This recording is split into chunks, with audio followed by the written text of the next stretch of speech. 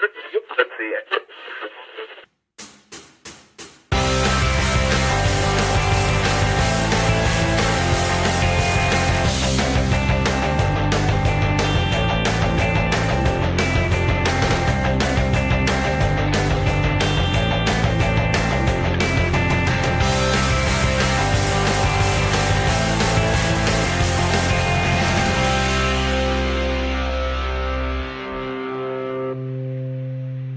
Yes! Welcome, everyone. My name is Ivy Ramirez, and with me is my co-creator, Marlene Gamble. And this is another episode of Fuck Customer Service.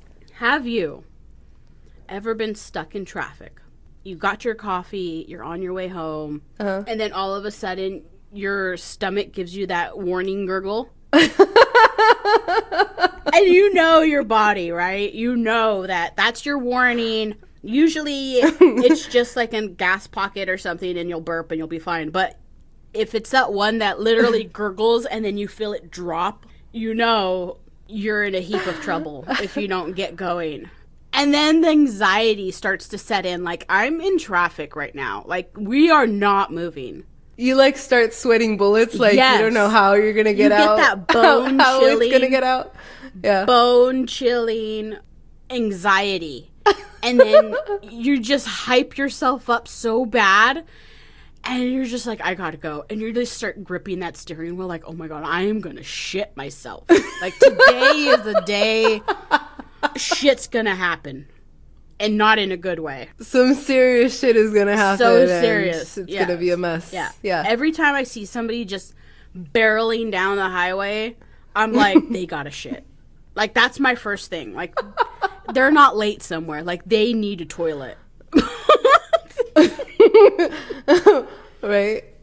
I had a situation kind of like that, but not necessarily with coffee and shitting. But so I drive an automatic car. I get the whole thing of driving a manual car and everything, but at the same time, it's like, I can't think of where the clutch is and what to do because I'm used to driving an automatic car where I can just press my legs together and I'm not having to shift and do all these things. And so it's like, I'm curious of how people who drive manual cars when they're in that situation. Yeah. Like, do they completely freeze up and they can't even think? Because you literally can't think. Just saying, I fucking couldn't clutch. Like, I had to pee so bad that I'm just like, oh, fuck, I'm gonna die here. That's just too much. That's anxiety overload. Yeah. Yeah. If you're trying to clench and clutch, something's gonna get messed up because you're gonna clutch the clench and then you're just gonna erupt. Clutch the clench. Yeah, that's too much. That's too much. And then, somewhere, you're not going to brake. I don't know, the third pedal. Nope. Yeah. I went to my friend's house, I think, immediately after, and I was just like, oh, my God. Yeah. You're just like, please don't judge me by the noise that you hear. It is the most euphoric feeling, I swear. Yes. It is oh, thank you, God. Thank you, baby Jesus. Oh, my God. I could see that. Level of euphoria. And I think it comes from also from the anxiety and the pressure of not pissing yourself. Everything gets released at that moment. And you flush all those emotions down with your pee. It's one of those pains that I would not wish them on my worst enemies. It's not so much of a pain. It's the whole point of, even though you're in a situation that's really bad and it's bringing you down and it's like you're in this urgency state, the relief is right there. Like, all you have to do is get to this certain point, do this one task, and you'll have complete relief. In general, when you're feeling anxious and you feel like you have no control over anything that's going on and you can't think and you can't put your words together or whatever, and you just take that moment and you kind of just clear your mind and you get it out there and you just take control and you do what you have to do, the relief comes and then you feel okay. You have to get past that one state of anxiety before you could move on. You took that so deep that I'm now inspired. Holy Holy shit. That was like my what the fuck moment from when I said that thing about the plane and jumping out of a plane, and then you're like, you peeled back the layer of open-mindedness about relieving yourself with urine, and then you brought it to anxiety in life. Holy shit, that was insightful. That's similar to when people chase happiness, right? So if they're not realizing that the answer is that easy to just calm yourself, gather your emotions, like meditate on, whatever it is you believe on, like just quiet your mind for a moment. Breathing exercises. Breathe. We're centering our mind. Like it really is that simple. You don't have to freak out and piss yourself, whatever, shit yourself, whatever it is that you're going through. You don't have to do that. But because we get so caught up. Yeah, that leads us to have codependency issues. Then we're relying on external things to bring us peace and bring us happiness and bring us this. And it's just like, dude, happiness starts within. Yeah. I mean, that's also like, being stuck in a place where you're like seriously unhappy, but you get paid. So you're like, okay, well, I need this. Yeah. Like, I'm going to take this abuse and I'm going to take this, torture or these horrible hours, or I'm going to work with these people that just stress me out because I need the money. And then you forget that you found that job. You can find another job that'll make you happier. You don't have to put up with day-to-day bullshit. Yeah, and sometimes the thing with that too is that sometimes people, things, experiences, sometimes those are just stepping stones to the next thing. Yeah. You have to know yourself and be at one with yourself and the universe and God and all of that in order to figure out those moments of, oh, it's time for change. It's time for I've grown through this. I've now learned my lessons of this, and now I can go to the next thing. Yeah. And the thing is that, I mean, I know that we mentioned God in other episodes, and so like, I mean, we're both Christians. I'm very open about my belief in God, and I always talk to people about what drives me, what fuels me, what motivates me, and I just, with God, like, all things are possible. That works for me. Not saying it works for everybody else, but for me, like, that has been what really guides my path, because with God, it's like, it's unending. Like, he is an unending resource. Yeah, of course. It's all unending. And with God, all things are possible. It's like, how are you, if you have a best friend that's a God, or that is God, it's like, how are you gonna like be like, oh, you can't do that? Yeah, and that sends us running into things like fear and anxiety and depression and things like that, because we think that, oh, because we're here and we're doing things in real time, well, not real time, but in this reality, then it's gonna take physical manifestations of our own doing in order for things to be, and that's not how it is, because the whole beauty of the fact that we can't see God and we can't know, it's similar to how animals can't talk. You can't tell me, if you're an animal lover, you can't tell me you don't feel your animal's love, even though he can't talk to you. Right. Like, that's the same thing. Yeah. It's the same thing here. God, you can't hear God, you can't know. But if you develop that relationship with him, you can't tell me you don't feel God's love, because it's something that is confirmed to you throughout the day, all the time. Like, I have something better for you. Yeah. And like, this is, and it's not going to make sense to anybody else, because everybody else is going to be trying to feed into the fear and feed into the anxiety and saying like, oh, how are you going to do that? What are you going to, like, how is that going to be possible? That's not possible. You're crazy. Like, why do you believe that? And it's like, yeah, like, how much do you have saved up? Are you sure? Can you do that? Are you okay? Are you it's going to be kind of rough if you don't have anything to fall back on. Yeah. It's like, bro, it's just faith. And even then, the enemy can't kill you. That's the one thing the enemy can't do. The enemy can't kill you. If you die, it's because that was your time, and that's how it is. And a lot of people have a lot of anger towards God because of that. They think that because someone dies really young, or someone that they really love like dies, even animals, then, oh God, why did you do this to me? How dare you? Oh my God, But it's like, again, we have moments through life where we get to a certain point and it's like, okay, and that is your time. Like, you're done. Yeah. Because that's when we then decide to no longer seek happiness, and we assume it just doesn't exist, and we chase synthetic forms of it, or we try to drown our sorrows, or we just go and get shot up with whatever types of stuff, or situations like we become thrill seekers into trying to find something to replace the loss. And it's just like, okay, now we're in this whole unending hamster wheel of addictions. Cycle. Now, I turned to alcohol, and it's just a constant battle. You know, you're just numbing yourself. Any addiction, honestly, whether it's food, shopping. I mean, addiction is addiction. Yeah. I mean, I don't see, like, someone being addicted to heroin is any worse than somebody who's addicted to fucking shopping. Yeah. I mean, it's physically it'll physically take a toll on your body more quickly, but I mean, it's the same thing. It's the same kind of concept. You're still chasing it. You're still trying to fill the void or feel some kind of happiness or get that happiness, or what is it called? The euphoric, the euphoric feeling, yeah. Yeah, the euphoric feeling of like that drug or that purchase or something. Usually it's just for a moment too. What do I have to buy next to outdo that one? Yeah, or somebody, like there was the fucking scene on American Beauty. Did you ever see American Beauty? There was a scene in American Beauty where the mom is like obsessing over this fucking Italian couch that she has. It's like this striped couch, and like her husband, Kevin Spacey, is like trying to get, have a moment with her. And he like starts leaning in and like is kissing her and whatever. And she starts noticing that the beer is about to slip onto the couch. And then she's like freaking out, like, oh my God, don't drop the beer, don't drop the beer. And then he's just like, oh my God, this is just stuff. This is just stuff. Like, this doesn't mean anything. And she's like, this is whatever imported Italian this. And it's just like, who the fuck cares, dude? This is just stuff. These are things. You are not going to be able to take them with you anywhere. Right.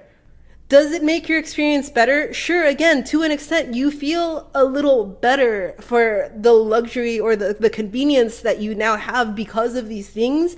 But if you, as we were saying in a previous episode, if you go into that mindset of seeking validation externally, you're never gonna be happy. The novelty wears off. Yeah, the novelty. The novelty of these synthetic forms of happiness wear off. So it doesn't matter what you throw yourself into, how many things you buy, how many parties you go to, how many experiences you have, like that happiness will always be fleeting. It's never gonna fill you long term, because it's synthetic. It's just a bandage. It's just like how I say about psychology over psychiatry. Given the two options, psychology 100%, because psychology allows you to go within and really kind of understand yourself and the people around you and everything. Not to say that you should self-diagnose or like diagnose other people, but I'm saying like really to just have a frame of reference. When you study psychology, you're like really like you become in tune with this other level of understanding. I mean, like there are certain situations that call for certain things that you have to, in order to regulate you and like have that conversation. So then you have the pills or whatever, your medication, and then you can have a conversation and talk and like really go within. But I just, for the people that think, I just need another pill, or I need more doses, because then you're having to up your dose every time. Like it, just like the novelty of buying things or partying, you have to keep upping the dose. So then it becomes this addiction in itself to the thing that you think is fixing you, but it really is diluting who you are. Yeah. Instead of healing from whatever's ailing you. Kind of the same thing as like, people with autism or ADHD. People try to give them medicine or make them feel as though they're not accepted in certain things, like certain settings, or it's like, oh, are you on your medicine? Like, because you got to come down. Even though, like, some of them are very, very smart. And sometimes my son, he, like, surprises me all the time. Like, I was taught how to do things a certain way. In school, they teach you how to do math. But this kid, like, I'm like, how do you do math in your head? Because I was always taught to write it down and then work out the problem. Yeah.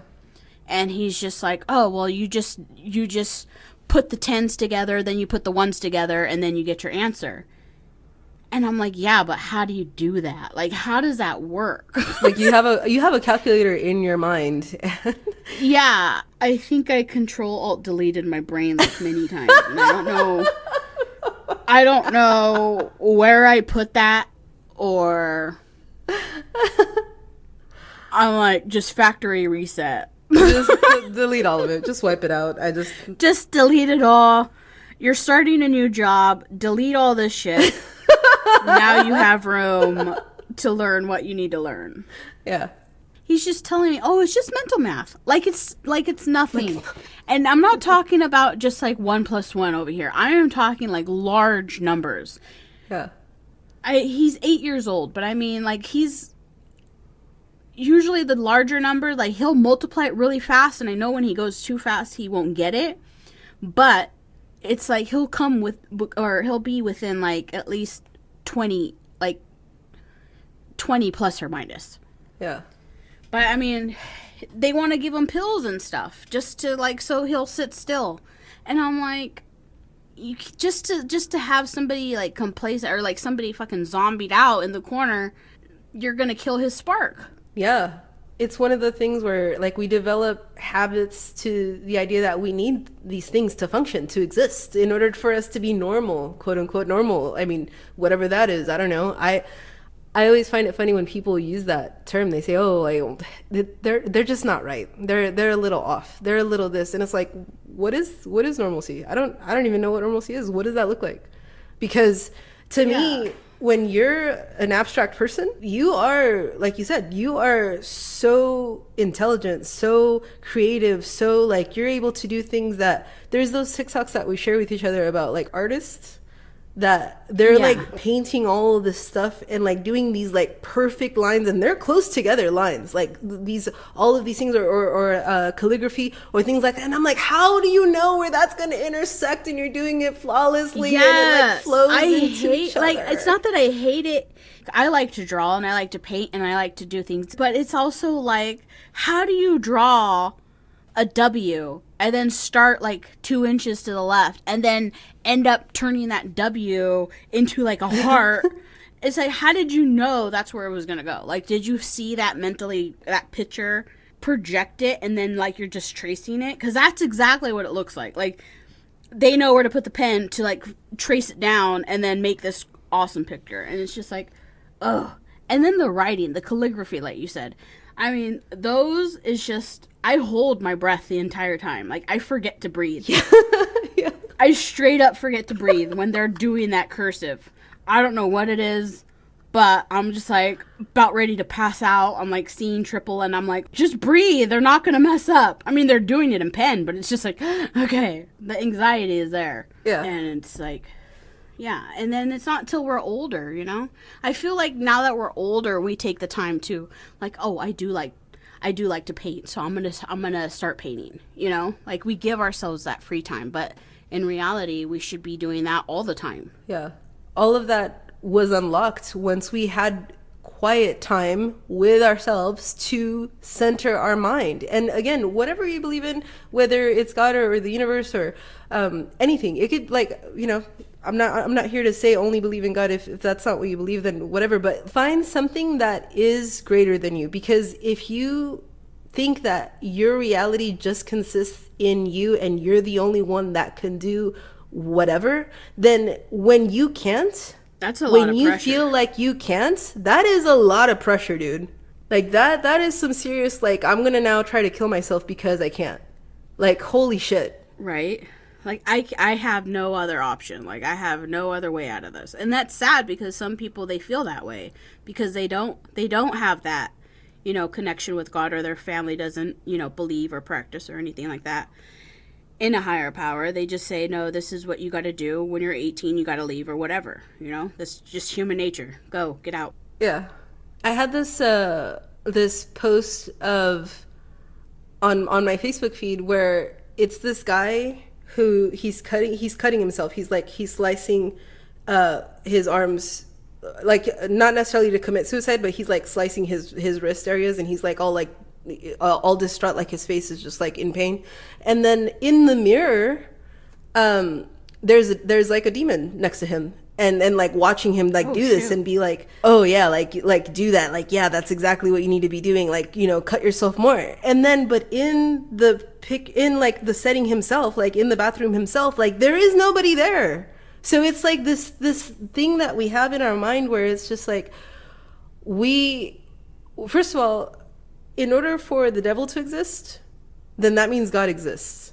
Like you can't believe in the devil and all of this supernaturalness of the devil and evil and everything, darkness and things like that, without believing God. And the thing is that the reason why people cling to darkness quicker is because it's something that allows you to indulge in all of the things that you want, and there is no discipline because it's just take, do whatever, like all sin and do all these things, and it's easier.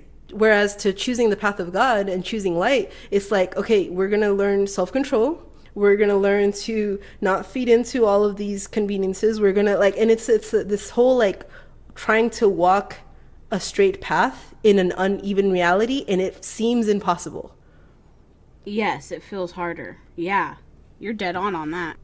Like, oh, they messed up and they were supposed to do this and that's the enemy, dude. That's the enemy in the mirror telling you to cut yourself more. Like, oh, you messed up. You said this. You did that. You did da. And it's just like, okay, and what? And what? I'm at least either repenting for it or I'm learning from it or I'm doing like that's all part of the journey. So you can't think that in order to believe in God or in order to walk enlightened path in, again, whatever you believe, that it all has to be perfect, because that's going to keep you from walking that path. Then you're just going to be like, I'd rather not. It's too much effort. I'm not going to do it. I'm just going to feed into all of this sin and do all of this over here because it's just easier. I'm just going to do whatever I want and just live my own life. Yeah. Just a side note here. If you go outside to release your negative energy, make sure that you're not standing downwind of somebody, because that bad energy is going to waft that poor soul that's walking by, and they're just going to walk into your fart cloud of negativity. Fuck God. Oh my God. That shit happened to me the other day. I was fine. I was totally fine. And I'm like walking to go, like I was walking the dogs and I was going to go get the mail, and I'm like in the lobby, and out of nowhere, I just like you said, some fucking cloud of negativity like wafted my way. And I'm just like, what the fuck? Why do I feel angry? I'm like suddenly like, why? Like, fuck you. Oh my God. And I didn't know where the fuck it was. And like, it did kind of affect me to the point where I teared up a little. Cause like I said, when I'm that angry, I fucking just cry. And I'm just like, oh, I fucking hate this feeling right now. Where is it coming from? I just want to punch a baby. Oh my God. And I realized it's because I walked into a fucking fart cloud. You walked into a fart cloud of negativity. Somebody released it. Somebody went outside and just unleashed their negativity. They're like, let me be free. And they were free. But you're like, oh, I'm going to walk the dogs. What the fuck?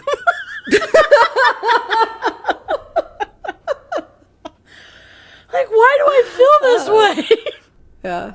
We are here as ourselves, as unique beings, and that's it. So, like, fuck what everybody else is trying to tell you to be, even us. Like, there's things that we say that might not resonate with people, and dude, fuck us too. You know? Like, you know what I mean? If it doesn't resonate with you, fuck you. Find a different podcast, like, whatever. It's just fuck us too. Because it's like, give us a like first. And then give us a like and a follow for share us with your friends and everything, and then you can, say fuck us too. But and then fuck it. I didn't anticipate us getting to all of this from pee and shit, but that was an interesting segue.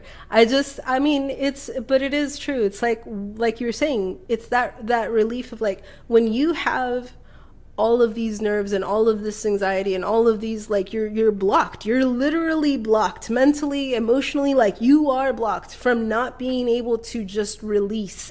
And so once you release and you get it out, it's just like, fuck, oh my God. Like, I was holding on to all of that for so long, and now I can breathe. And it's like, fucking do it.